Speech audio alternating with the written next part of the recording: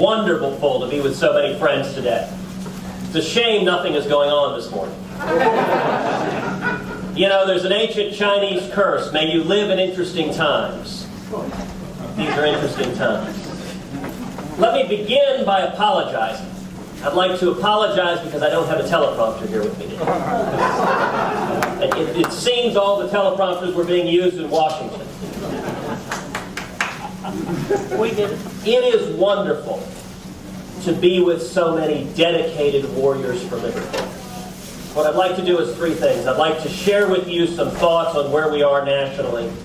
I'd like to talk with you about the record we built here in the state of Texas. And finally, I'd like to share a little bit of my personal story and family background. Nationally, we are facing extraordinary times. And for many of us, as conservatives, as Republicans, these can be depressing times. You pick up the newspaper and you see our nation is galloping to the left faster than I think we ever have any time in our life. We are facing right now the greatest threats to our liberties we ever had from Washington.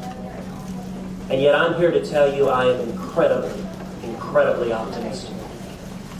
This is a wonderful time to be a candidate for office. For the last 9.5 months I've been traveling all over the state of Texas, campaigning every day for Attorney General.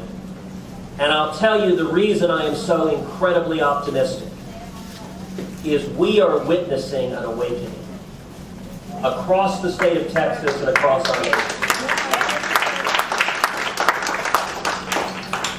Nationally, these are remarkable times.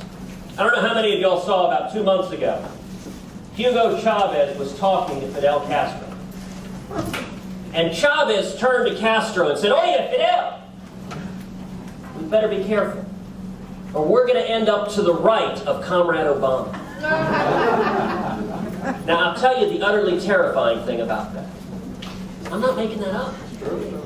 That's a real exchange. If you didn't see it, go home and Google Hugo Chavez, Comrade Obama. The first story will be the Reuters headline talking about that exchange. And Chavez actually elaborated. He said, "Look, Obama has nationalized the auto industry. We never did that. Obama's talking about nationalizing the banks. We never did that. You can't make this stuff up." How many in this room have heard of a gentleman named Van Jones?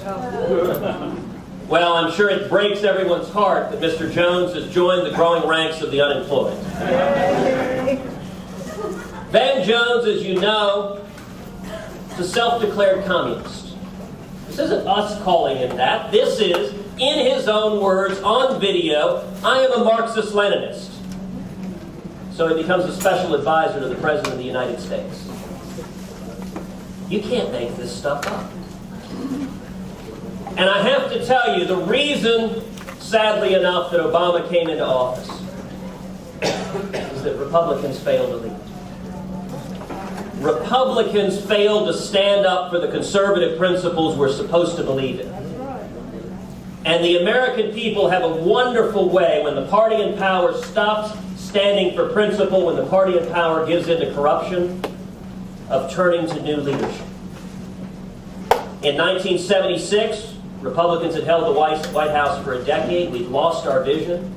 We'd given in to corruption. And a young, charismatic politician named Jimmy Carter campaigned on hope and change. He looked into the TV camera and said, "I will never lie to you." And after the Nixon White House, that sounded pretty good.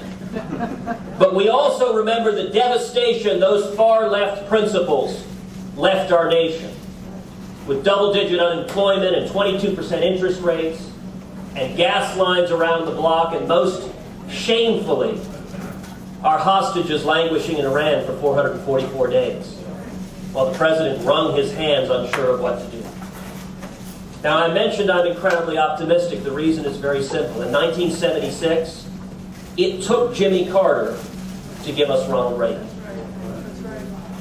And I am absolutely convinced the greatest legacy of Barack Obama will be a new generation of leaders in the Republican Party committed to standing up and fighting for liberty.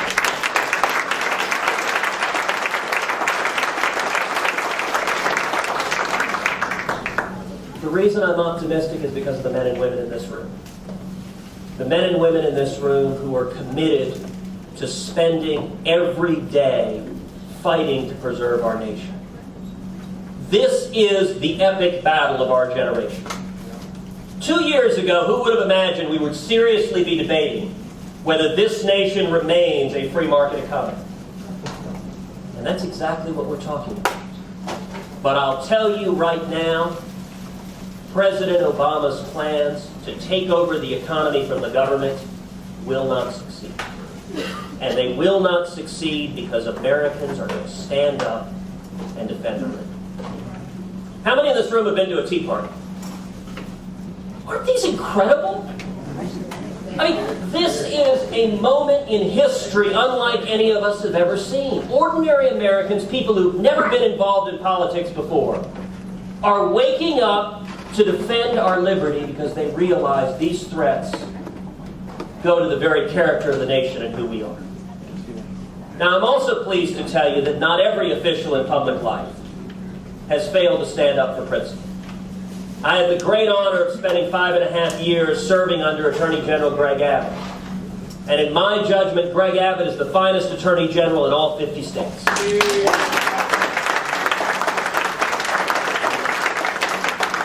Now, I say that not just because General Abbott is my friend and my mentor.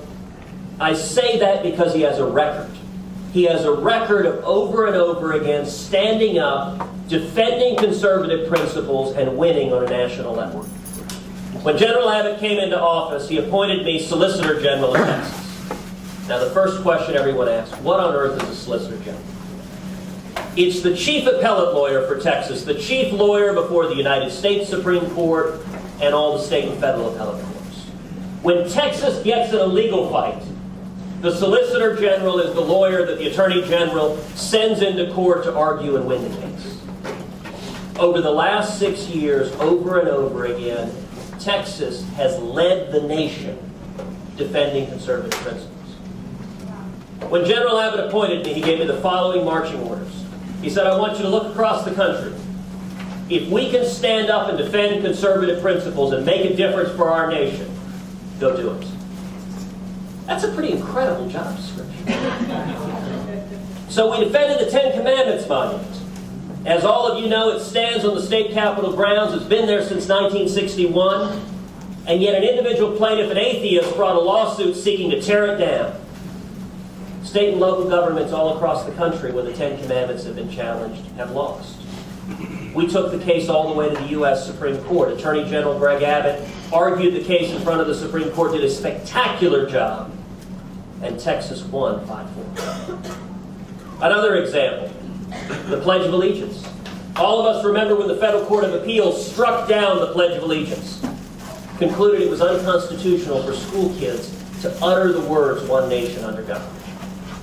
Texas took the lead defending the Pledge of Allegiance. We brought together all 50 states, went before the U.S. Supreme Court, and we won unanimously upholding the Pledge of Allegiance.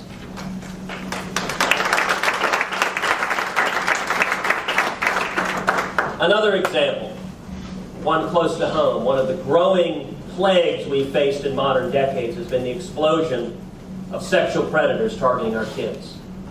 My wife Heidi and I are blessed to have a 17-month-old baby girl, Caroline Camille.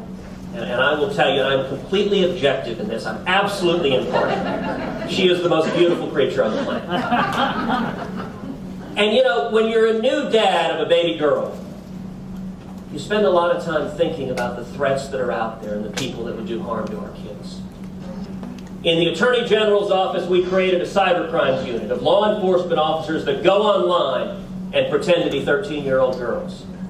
And over again, predators go online and start sexually explicit conversations. And those conversations escalate and they propose meeting in person. And they show up expecting to find a 13-year-old girl to have sex with.